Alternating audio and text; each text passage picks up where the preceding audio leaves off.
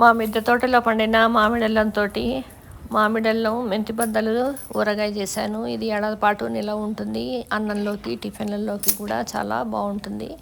ముందుగా ఈ మామిడల్లం మనం తీసుకున్న తర్వాత శుభ్రంగా ఒక 5-6 సార్లు బాగా మట్టంతా పోయేదాకా కడుక్కోవాలి. కడుక్కున్న తర్వాత ఒక గొడ్డ మీద పరిచి బాగా తడిపోయేలాగా ఈ విధంగా ఆరబెట్టుకోవాలి. ఆరబెట్టుకున్న తర్వాత దీనిపైన తొక్క తీస్తే చూసారు లోపల తెల్లగా ఇలా ఉండి మంచి మామిడి సువాసన వస్తూ ఉంటుంది. దాన్ని చిన్న చిన్న ముక్కలుగా కోసి పెట్టుకోవాలి. లోపల 1:1 రేషియోలో ఆవాలు మెంతులు వేయించుకుని త్వరగా ఎర్రగా వేగిన తర్వాత దాన్ని పొడి చేసి పెట్టుకోవాలి.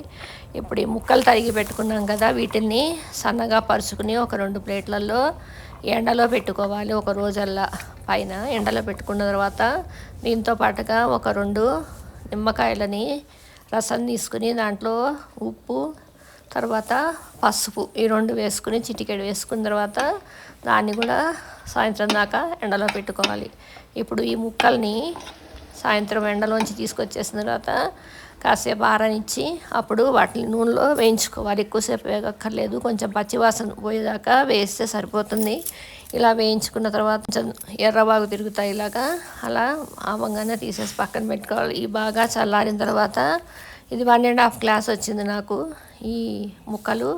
దీనికి గాను 3/4 గ్లాస్ ఉప్పు, 3/4 గ్లాస్ కారం, 1/2 గ్లాసు ఆవాలు మెంతులు పొడి వేసుకున్నాను. ఒక టేబుల్ స్పూన్ది పసుపు వేసుకున్నాను. మొత్తం ఇదంతా వేసుకున్న తర్వాత మనం ఆల్రెడీ ముక్కలు వేయించుకోవడానికి కొంచెం నూనె వాడాం కదా, నేను ఏస్ బ్రాండ్ పప్పు నూనె నువ్వుల నూనె వాడతాను.